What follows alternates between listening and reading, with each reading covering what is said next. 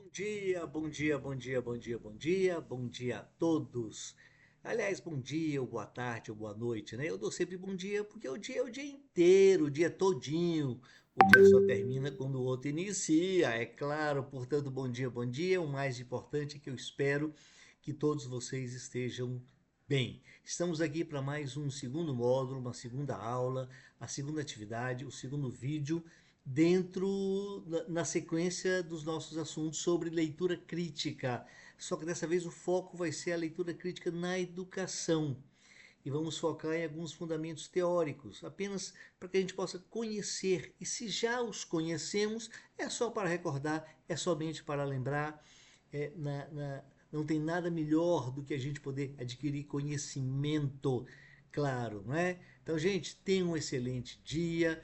É ótimo estarmos aqui nesse momento com esse curso à distância, porque seja onde você estiver, você pode se apropriar desse conteúdo e de todos os conteúdos que o curso que você está fazendo ele pode lhe promover, não é? Essa é a grande vantagem de estarmos juntos numa atividade como essa, ok?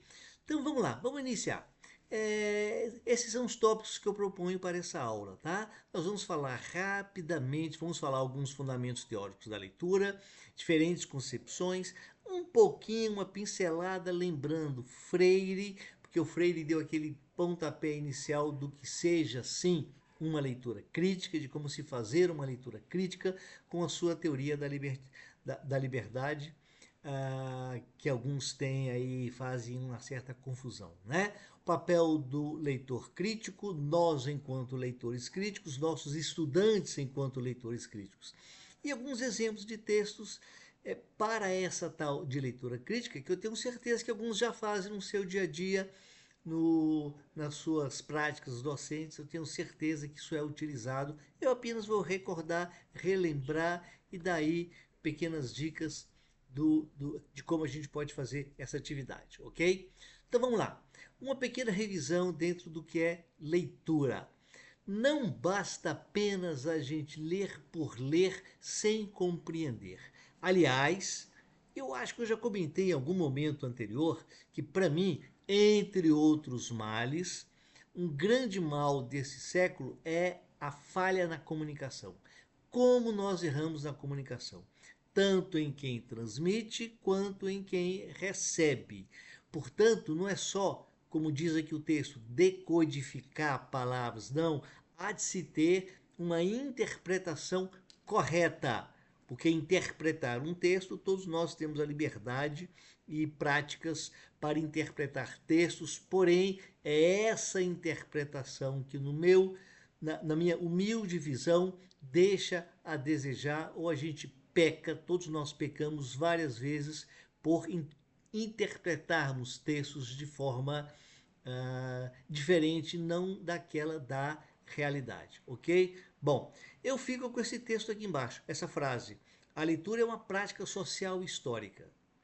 E é, e sempre será, e sempre será.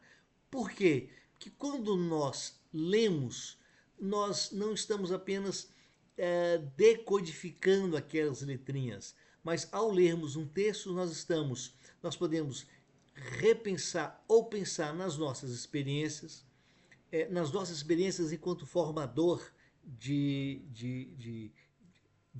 outros estudantes, a nossa posição social, as nossas crenças, aquilo que nós acreditamos, tudo isso interfere sim na questão de quando nós lemos um texto para dizer, poxa, entendi ou ainda não está claro para mim. Quando eu até tenho essa dúvida de que ainda não está claro para mim, a questão da leitura crítica começa a clarear. Entendeu? Então isso aí é muito sutil, porém extremamente importante. É por isso que qualquer que seja um texto que hoje eu possa ler, daqui a algum tempo pode ser que eu o interprete de forma diferente. Pode ser que eu leia de uma forma diferente. Ou esse mesmo texto, ele tem sentidos diferentes para várias pessoas. Isso aí é tranquilo de compreender. Por isso a gente tem que ter muita atenção a quem está lendo e que texto estamos lendo. Então, eu dou um exemplo aqui. Olha esse texto aí. Olha esse texto. Eu pergunto qual seria a sua interpretação, a sua leitura para esse texto. Ele diz: quando ele finalmente atravessou o portão, percebeu que nada ali era como antes. Algumas portas estavam abertas, outras fechadas, e o silêncio parecia mais alto do que o barulho que deixara para trás. Qual seria a sua interpretação? Esse texto aí eu acho ele lindo, porque a gente pode imaginar várias coisas. Eu posso imaginar que alguém tenha é, é, é, é, chegado a um novo momento, a uma nova escola, a um novo estudo. Eu acabei de chegar no mestrado, por exemplo. Então, esse texto ele pode ter esse sentido figurativo de estar em uma nova fase da nossa vida, por exemplo. Ou eu posso ter realmente uma situação de luto, né? de perda, né? Onde eu lembro que ali não era como antes, as portas estavam abertas, outras fechadas, enfim, as interpretações são múltiplas, tá? Pode ser uma metáfora de um crescimento pessoal, ou seja, para que eu compreenda, para que eu interprete, para que eu possa pensar em caminhar mais, em progredir, eu posso ler esse texto e encarar como essa situação, tá? Ou simplesmente, literalmente, como está escrito aí. Eu posso entender que é um local. Eu cheguei e o local é desconhecido. Mas você veja que existem diferentes interpretações para o mesmo texto. Tá? Essa é a observação que eu faço. Bom, eu trago aqui alguns conceitos, digamos assim, de autores renomados, de estudiosos renomados, que falam sobre, que versam sobre o que é leitura. Não vou lê-los, porque eles estão aí exatamente para que você, quando quiser, quando puder, para um pouquinho, dá uma pausa e dê uma lida sobre o que é que cada um desses autores eles eles transmitiram sobre a ideia de leitura, tá? E esses autores, essas autorias estão lá nas referências. Eu sempre coloco no final das aulas essas referências e elas estão de acordo com a BNT, tá bom? Vamos lá. Concepções de leitura. São três as concepções mais conhecidas sobre leitura: a leitura tradicional, a interativa e a crítica. Ora, a tradicional ela se baseia exatamente só na força do texto, não é? O leitor, vamos colocar aí no lugar de docente e discente, o nosso aluno ele é apenas passivo, ele apenas recebe aquele texto e faz as atividades que a gente desejar ou que a gente orientar. Né? Na leitura interativa, há uma relação entre o que eu estou lendo e as minhas interpretações. Então, essa relação entre texto e leitor é o que configura a leitura interativa. Ela é a base, nós vamos ver, para a leitura crítica, tá? Essa leitura crítica, ela já é um pouco mais, digamos assim, apurada, não é? Porque ela tem uma ênfase no contexto, pode ser social, ou ideológico, ou histórico. Faz com que o leitor ele esteja presente nas interpretações, presente nos momentos desse texto que está à frente dele.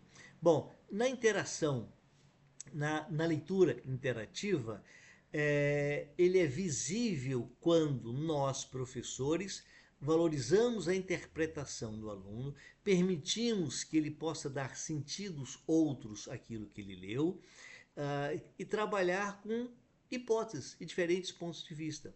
Não significa que a gente tenha que aceitar qualquer resposta do aluno, não é isso, entendeu? Mas é perceber que na resposta desse aluno pode ser que tenha alguma coisa de, de correto, pelo menos que faça sentido para ele. Porém, se a leitura dele não for a correta, a leitura interpretativa que eu estou dizendo não for a correta, há de se que o professor diga: olha, fulano, não é desse jeito, né? Que bom que você pensou assim, porém não está correto. Por quê? E faça a devida explicação, tá? Essa leitura interativa, ela, como eu disse anteriormente, é a base da leitura crítica, ou seja, é o suporte que precisamos para nós termos inicialmente aquela fortaleza, aquela segurança para atingirmos a questão de sermos leitores realmente críticos. Ora, e por falar nessa leitura crítica, não há como a gente não tocar no querido Paulo Freire, né? Onde ele diz que a leitura do mundo ela precede a leitura da palavra. Por quê? Porque antes de eu ler, entender, ver aquelas palavrinhas que eu estou lendo no texto, eu tenho a minha concepção de mundo, ou seja, sobre aquele assunto, eu tenho uma noção da realidade daquele problema, eu tenho uma determinada consciência do que é que possivelmente aquele problema, o problema que eu digo é o texto que eu estou lendo. Ele se refere, e quando eu tenho essa noção, essa percepção desse mundo em volta da situação do texto que eu estou lendo, isso é que ele chama de prática da liberdade. Ou seja, a prática da liberdade é a consciência que nós temos de dizer vou por aqui, não vou por aqui. Aceito essa opinião, não aceito essa opinião. Agora, ao aceitar ou não opiniões, nós devemos ter algo de concreto nos nossos conhecimentos. Não é só eu não quero por estar naquele dia revoltado com alguma coisa. Não é isso. É a questão de clareza, tá? Clareza nas interpretações. Bom, qual o papel do leitor crítico?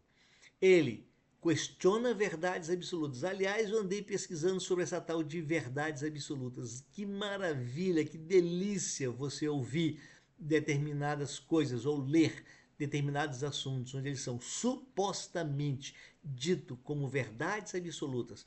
E aliás, nós já tivemos um grande filósofo, Nietzsche, onde ele já dizia que nem toda verdade é absoluta, né? Ou não existem verdades absolutas, há sempre o que questionar delas. É interessante, ponto de vista dele, né?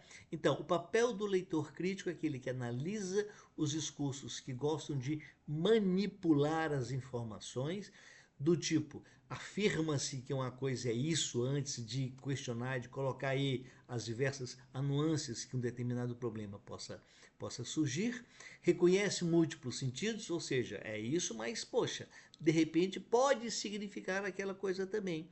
E aí, vamos analisar qual seria o correto, até porque nós temos as nossas crenças também. Nós acreditamos em muitas coisas que são nossas, são pessoais, tá? Então, esses aí são alguns papéis do chamado leitor crítico. Eu vou me ater um pouco mais, preste atenção, você, querido estudante que está ouvindo essa segunda aula. A segunda atividade ela vai se basear nessa questão de verdades absolutas. Ou seja, eu vou ler um texto, você vai ler um texto e eu coloco algumas perguntas para que você possa retirar desse texto, que são chamadas, eu costumo dizer, verdades absolutas questionáveis. Ou seja, é, é, são verdades, mas não são absolutas. Por quê? Porque faltam elementos para que a tornem mais concretas, mais corretas, tá? Mais lúcidas nas nossas interpretações, ok? Bom, o professor como um mediador, o que ele deve fazer? E aí eu acho que você pode dar uma aula muito mais do que eu, colega professor, tá? O professor como mediador, o papel dele é de estimular um problema. Estimular. Existe um problema de uma leitura, de um texto, de um tema, de um assunto, eu gosto muito disso, em qualquer disciplina. Em qualquer disciplina, matemática, geografia, história, arte, música, física, química, educação física, em qualquer área, você pode estimular uma determinada situação que você quer expor com os seus alunos, tá? Valoriza a diversidade das interpretações, ou seja, podem até ser interpretações um tanto quanto errôneas, mas aí você pega esse gancho, pega o que o aluno respondeu e diz, vem cá, por que você disse que isso é assim? Por que você acha que é desse jeito? Mesmo sabendo que é errado. Dê chance a ele de dizer, olha, eu acho que é errado porque aí você vai mediando a situação. Vem cá, mas se for assim, não é porque pode acontecer aquilo? E se não acontecer isso e aquilo? Aí você vai dando a ele a possibilidade de refletir, de pensar nas próprias respostas que ele deu. Tá? Promove diálogo e argumentação. Essa exposição de dar ao nosso aluno a possibilidade de ele refletir sobre aquilo que ele interpretou, mesmo sendo possivelmente algo de uma forma errada, é que é a argumentação. Vem cá, vamos ver. E se acontecer isso? E se acontecer aquilo? Faz esse diálogo com a turma, com esse aluno, com quem você está ali conversando, para que, enquanto mediador, você tenha que promover esse diálogo entre os nossos discentes, tá? Criar situações de leitura significativas, ou seja, textos que podem, de fato, levar a uma reflexão, textos que podem levar a um questionamento racional, é claro, tá? Porque dependendo do texto, se nós partirmos para análises emocionais, aí às vezes a gente sabe que o emocional ele perpassa por um caminho que é maravilhoso, que é ótimo, dá-se a sensação daquela sensibilidade que nós temos em interpretar um texto, mas por vezes pode não ser o caminho mais correto. É isso que eu quero dizer, né? Então damos leituras que têm um significado para o aluno, ok? E romper com práticas reprodutivas. Práticas reprodutivas significam aquilo que não faz com que nós, nem os alunos, possam pensar, possam refletir. Apenas escuta, não interpreta, não para e pensa se é o correto ou não e vai passando isso adiante. Tá? Eu costumo dizer que práticas que refletem ações com reprodução e não com a reflexão levam sempre às chamadas fake news. Sempre as fake news. Ok? Bom, um exemplo de textos para leituras, para uma leitura crítica. Pega um texto de jornal. Pega um texto de jornal, revista, jornal, folhetim, alguma coisa assim. O próprio livro didático. Tem alguns textos que a gente pode, nesse texto, explorar essa situação enquanto leitores críticos. Textos acadêmicos, esse é rico demais. Algum material digital onde a gente pode aproveitar esse material e questionar com esse nosso aluno. É isso que eu estou dizendo, tá? Fazê-lo ver se aquele texto retirado de alguma coisa que é a prática dele, que são as redes sociais, e aí fazer disso um belo exercício de uma aula em qualquer conteúdo programático, em qualquer disciplina, tá? Incluindo, óbvio, imagens, vídeos, aquilo que eu puder utilizar nas minhas aulas, né? Não basta a nossa escola ter ferramentas midiáticas disponíveis para isso, não.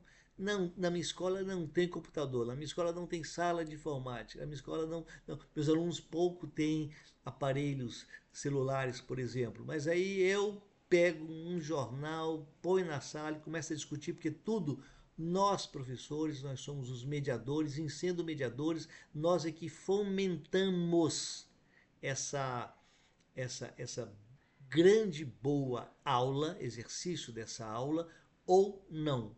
Ou apenas reproduzimos aquilo que nós tivemos de outros professores que nos ensinaram isso, tá? Enfim, fica essa reflexão para todos vocês. Bom, adoro esse momento de descontração. Adorei essa charge, gostei demais dessa charge. A verdade é como um livro grosso. Assusta quem só vive de manchete. Ou seja, o livro é grosso, eu tenho muitas informações. Eita, a verdade é como esse livro. Assusta quando eu pego aquela manchete. Leio sobre isso. E se eu não vou aprofundar, se eu não vou refletir sobre o que eu estou lendo na manchete, essa verdade assusta. Ou até pode não ser uma verdade. Ok? Bom, meus queridos, muito obrigado mais uma vez. Eis aí as referências que eu postei no corpo do texto.